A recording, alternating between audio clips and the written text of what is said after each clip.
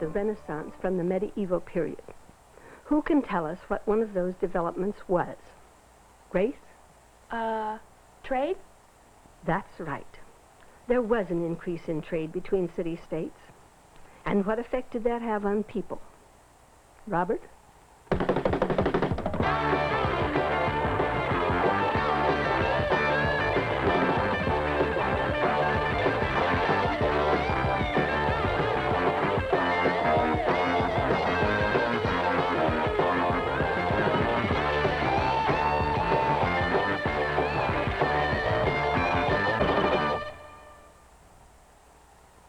Now, the Renaissance started at different times in different countries. Who can tell us where the Renaissance started? George? Italy? That's right. Italy was the birthplace of the Renaissance. And when did the Renaissance start in Italy? Francis? All right. Paul? These kids have seen men walking on the moon. Now, that's a phenomenon. This is a different world and a different new breed of young people. We just can't expect them to respond to that old history lecture the same way they did back in the 30s. Children really need everything you can give them. After all, look at what we're competing against. In the home, they had television, radios, all sorts of media bombarding them. And if you come to school and you just say, sit down, my dear, you must learn this, let me tell you all about it, you're going to miss out. We're living in a world in which children are bombarded with all kinds of stimuli. And we can't expect them to leave those stimuli at home when they come to school. They're aware of so many more things than our parents were, or than we were. In this day and age when there are so many new things to learn, just a lecture and the book and the chalkboard just does not do it. The media brings the outside world into the classroom. Back to this matter of teaching history. For decades, we were in the old names and dates, kings and battles lecture rut. There's just no question that there are better ways to teach history. It is not my wish to offend, madam. But listen to a man who speaks with the voice of Parliament. Listen to Wentworth. Gracious Queen, your reign has gloriously begun, yet we urge you to choose some lord or prince of your particular choice to be your husband. I commend Parliament for not having appointed me a husband. That question is never distant from my mind, be assured. As be assured, it is better thought of by me than any other person or body. We think only of England, ma'am. As God is my judge, everything I think and do is for the good of England. If the history is contemporary, film can bring the actual events right into the classroom. Have an adequate education. This is the problem, that there are those who are not willing to do this. The marches continued until an agreement was reached with Chicago officials. This agreement was hailed as a major victory. But black militants were dissatisfied with the results achieved by methods of negotiation and compromise. And here's American history that you wouldn't believe.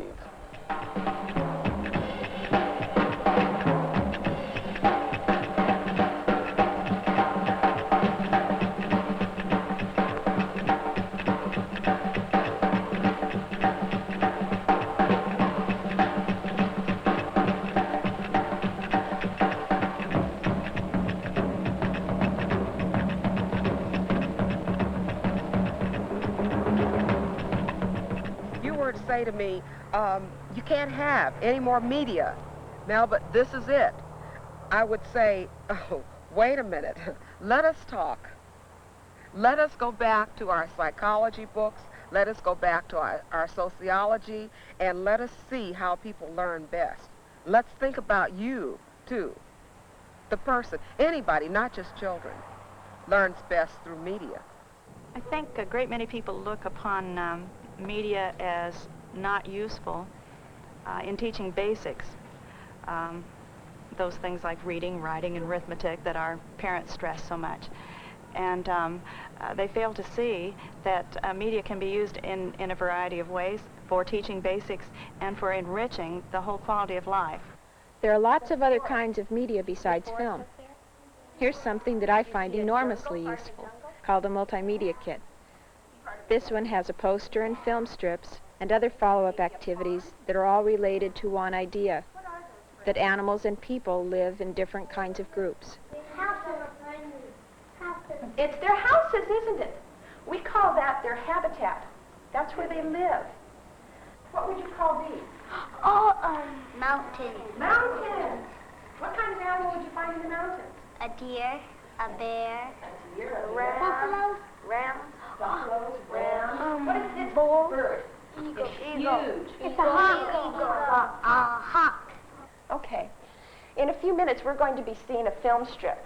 And you'll be seeing a lot of these animals in the film strip. And you're also going to hear some new words. Solitary animals, herds, colonies, packs, society, and flocks.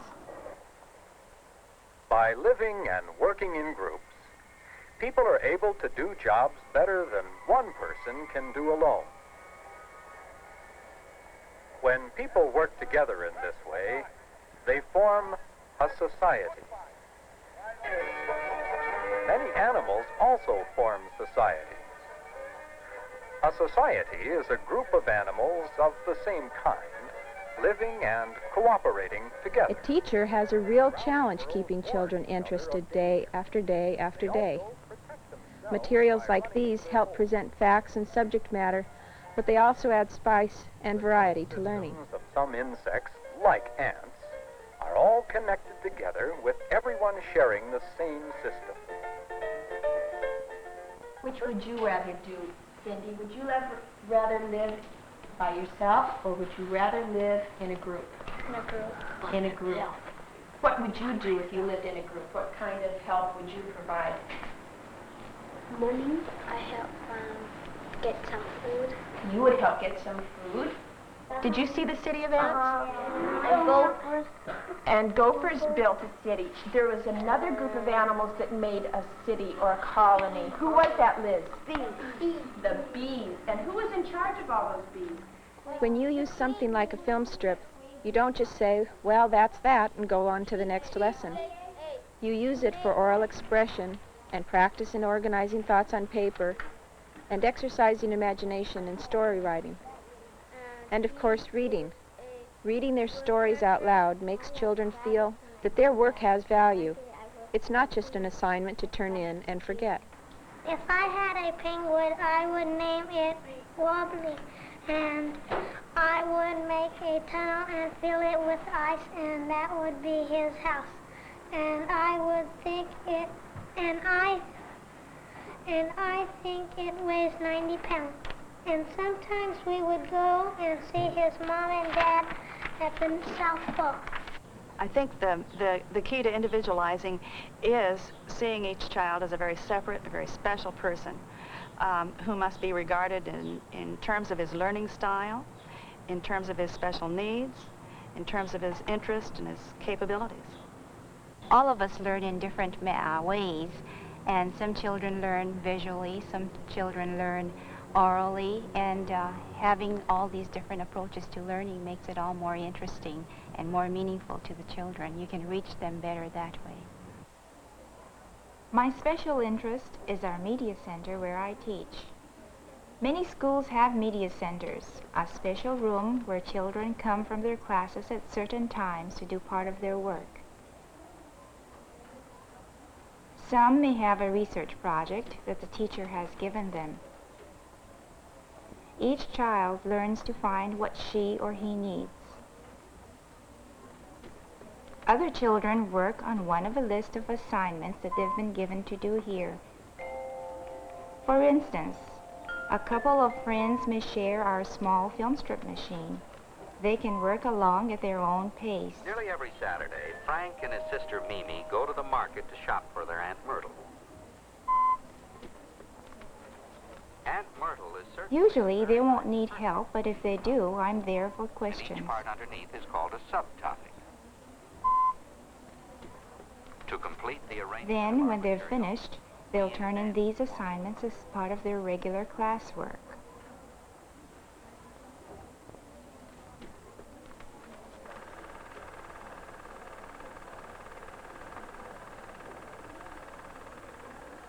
Another child may watch a pantomimed picture, then write a story about what happened. This develops powers of observation and English skills, and it's fun.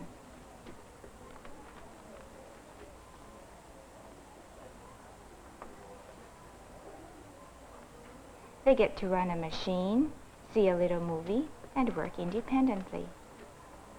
None of these activities is just watching or listening.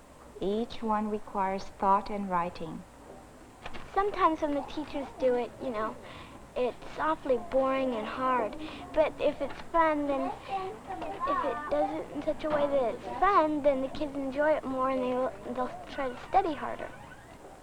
Often, a group activity will require a teacher, so I'll work with the children. This is an arithmetic game for kindergarten children that helps teach counting, addition, and organizing in groups of 10. 6 cents, 7 cents, 8 cents, 9 cents, 10 cents. So can he keep these? I can tell you that this is far more fascinating than writing on the board 5 plus 5 equals 10. Your turn. Another 5 cents. Does she have enough pennies to make 10 cents? No. No, not yet. All right, Brent, let's hope you get to have something. Oh, Brent, what can you put together to make 10 cents? 5 cents and... What's 2 5 cents? What's 5 and 5? Tiffany. 10. So you get to have your first 10 cents, Brent. Good for you. My feeling, and of course I'm sure I'm supported by research, is that there are many, many different modalities of learning.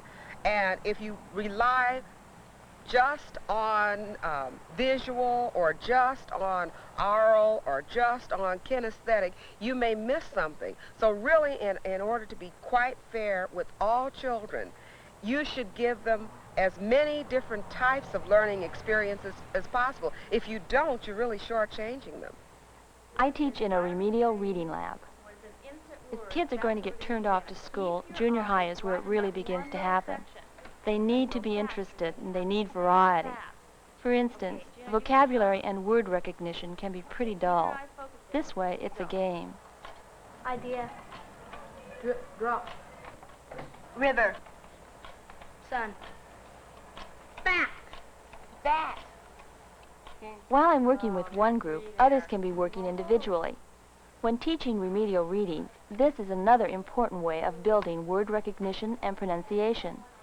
The student listens to the taped instructor's voice, then records the word in his own voice for comparison. Family. Family. And the best man aboard the Harp moved to the ship's bow. A sound film strip can be used for purely motivational purposes. If students enjoy listening to a visualized story, they'll be encouraged to read the book later. I am Captain Nemo, he said.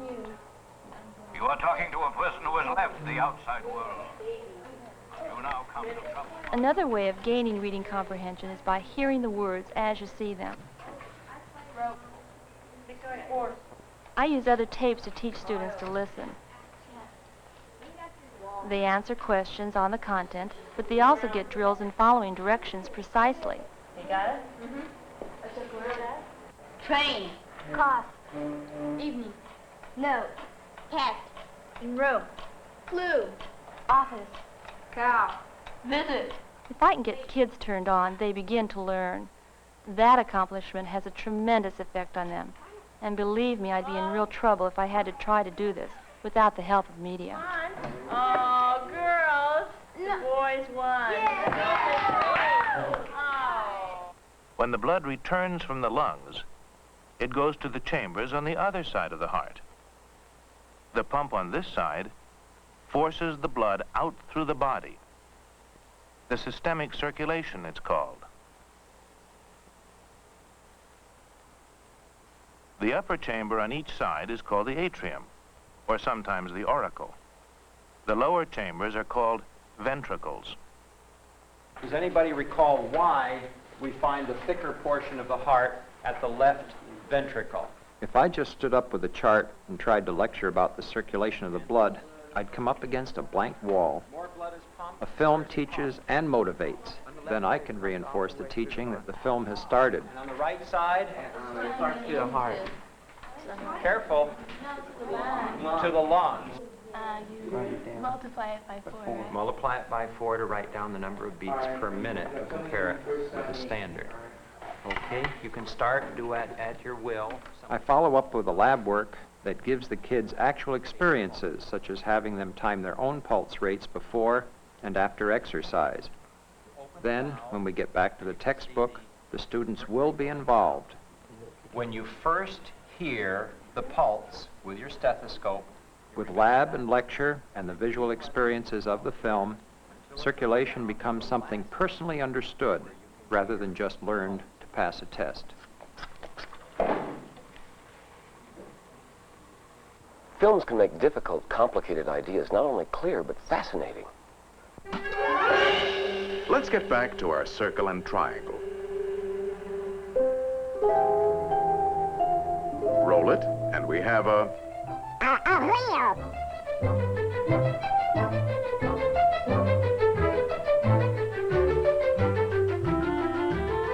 The circle has been the basis for many of man's important inventions.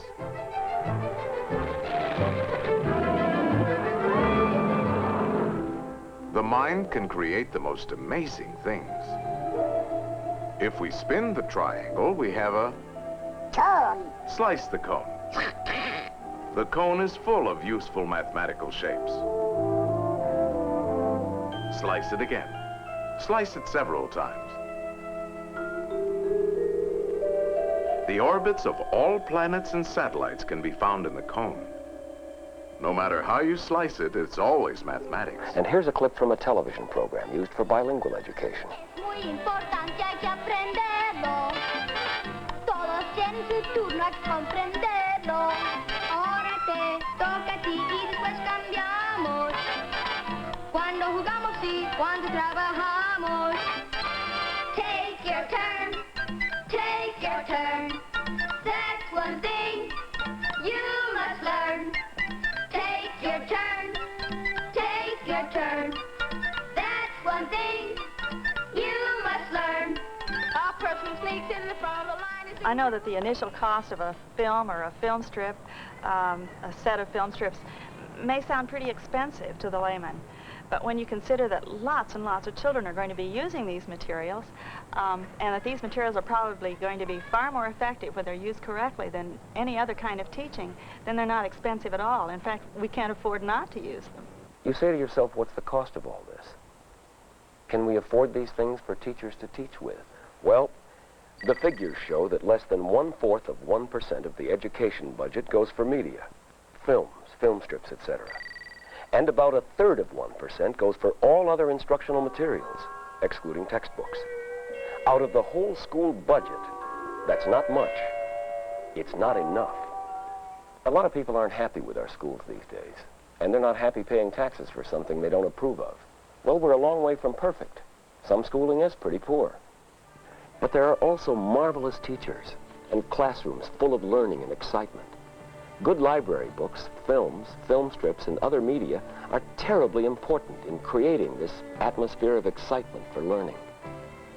After all, present-day education is not just a quantity kind of emphasis, it's quality. It's got to have something to do with the child's entire life.